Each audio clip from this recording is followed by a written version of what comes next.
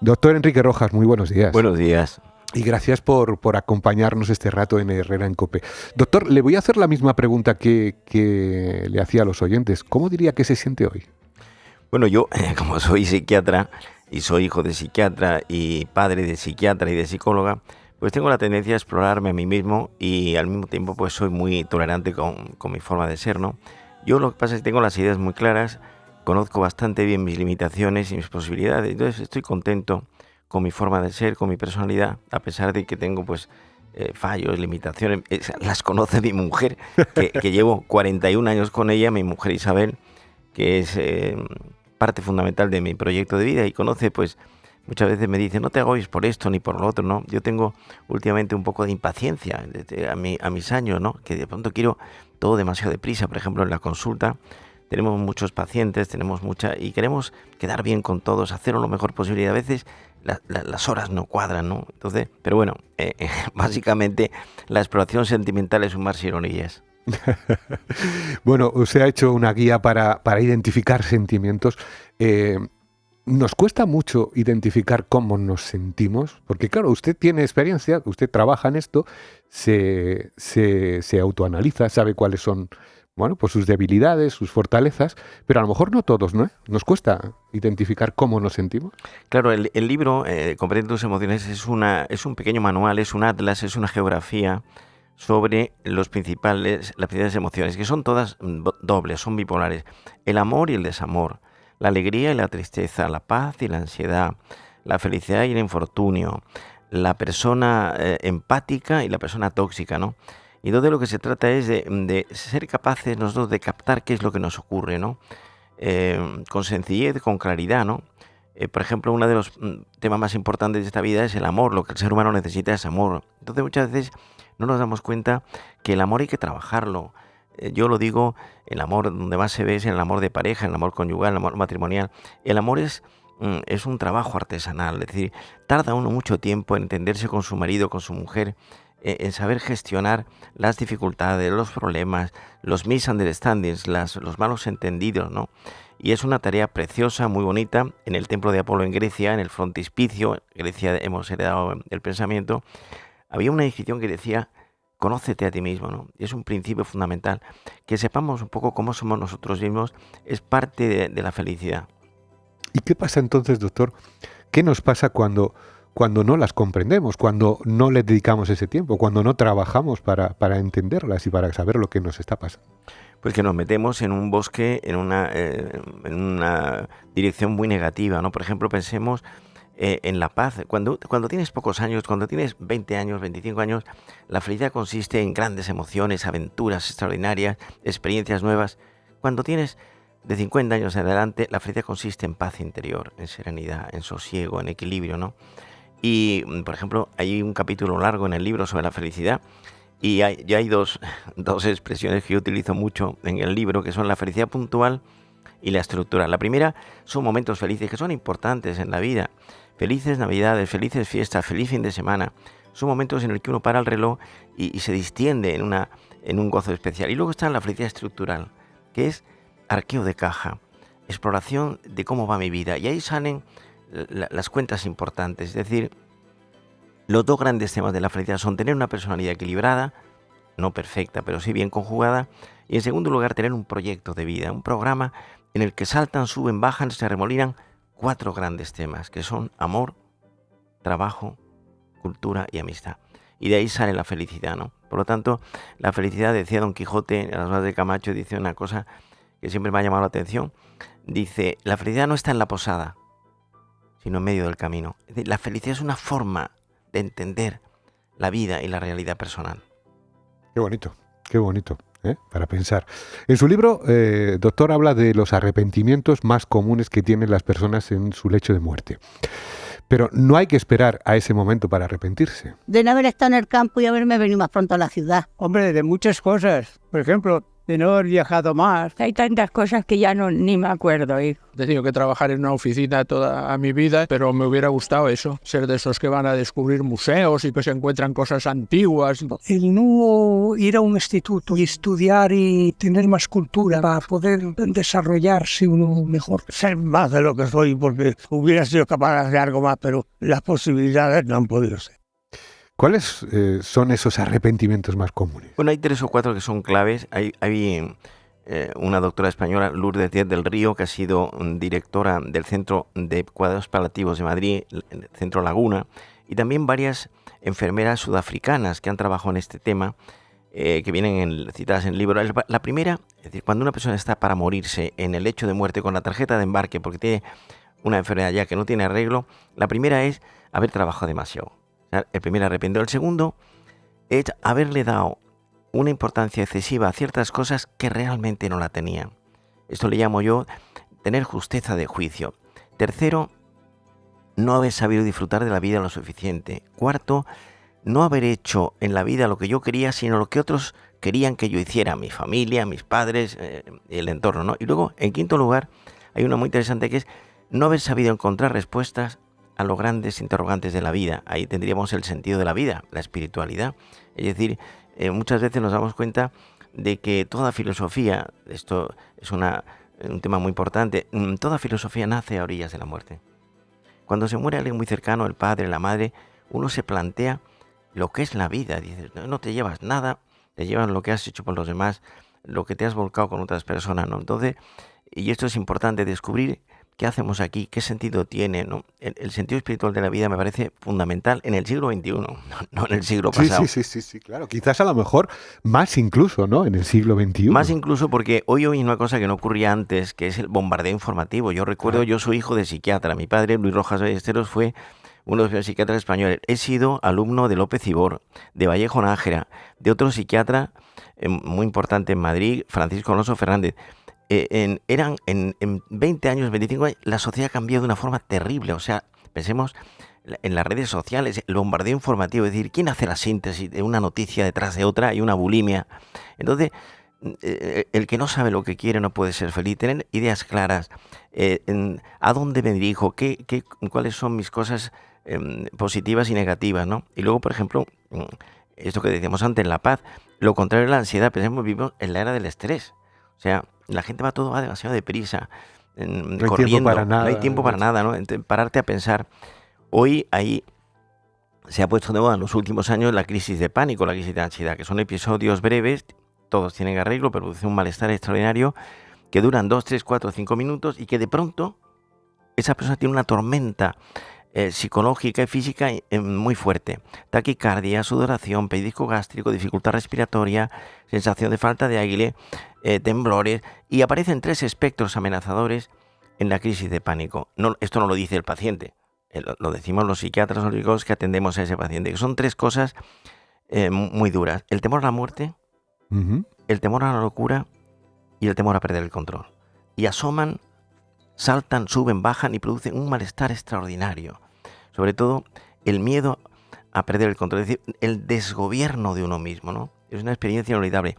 Casi todas las crisis de pánico producen una fobia en el lugar donde se da. Si la crisis de pánico es en el avión, poco después fobia al avión. Si en el tren, fobia a coger el tren. Si en un espacio cerrado, claustrofobia. Si en un espacio abierto, pensemos en un gran parque, agorafobia. Es decir, el espacio donde se produce la crisis se vuelve fóbico, que significa es imposible volver a contactar con ese espacio. Qué curioso, qué interesante. Y hablando de esto, ¿usted diría que hay una diferencia a la hora de hablar de emociones entre unas generaciones y otras? Evidentemente usted hablaba de su padre, de usted, de sus hijas. Somos generaciones distintas. ¿Cree que existe esa diferencia generacional? Sí, sin duda, ¿no? O sea, estamos en un neorromanticismo. O sea, hoy, un ejemplo, hoy voy a dirigir un curso con mi hija Marian, que es psiquiatra, y mi hija Isabel, que es psicóloga, el día 20 de abril en Madrid, en el Teatro Príncipe Pío. Vamos a hablar de inteligencia emocional. El teatro puso las entradas a la venta y en 2 horas se vendieron el 90%. Fíjese. Esto sería impensado hace 15 años. Entonces, explicar a la gente qué es la inteligencia, en cómo se gestiona. La inteligencia emocional, hablo también en el libro de ella, es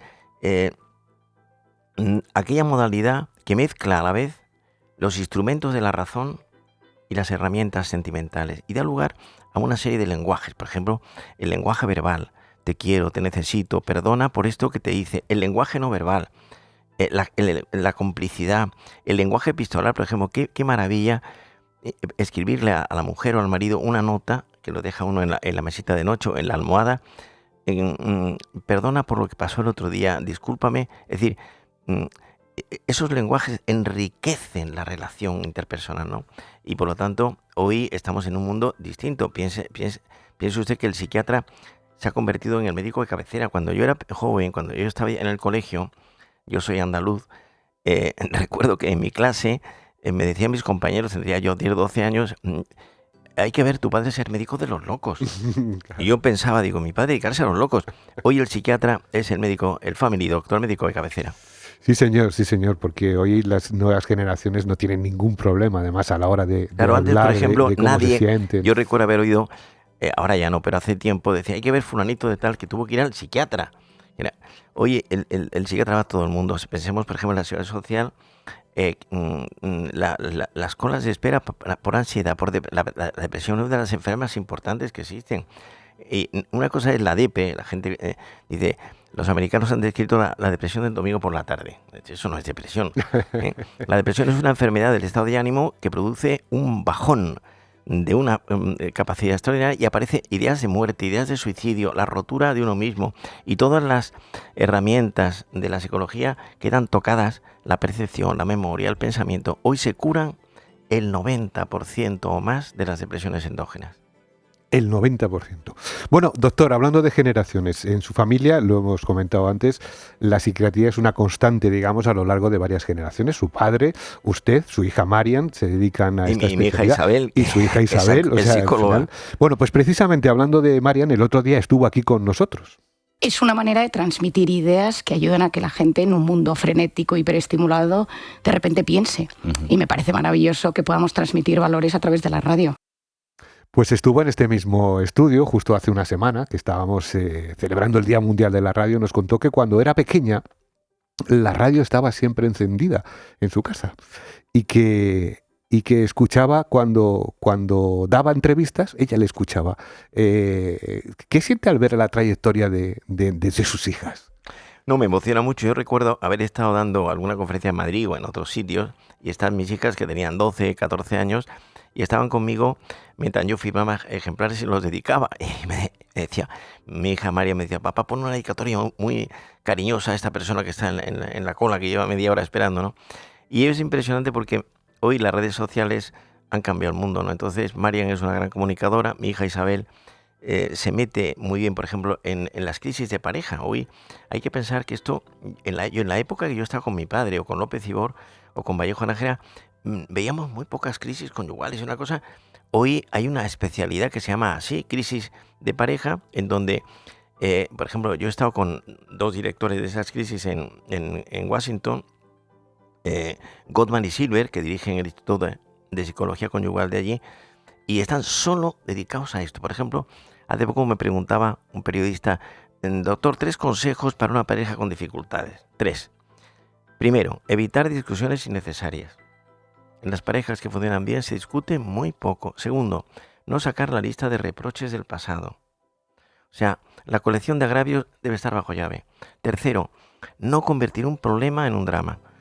O sea, cualquier convivencia de pareja y familiar, pues hay conflictos, dificultades, aprender a desdramatizar, ¿no? Y luego echarle a la vida sentido del humor. Es decir, yo no conozco nada más complejo, no digo difícil, pero más complejo que la convivencia conyugal. Tiene muchos matices, ¿no? Entonces, y hoy nosotros explicamos, en este curso que vamos a dar en Madrid, explicamos habilidades en la comunicación interpersonal.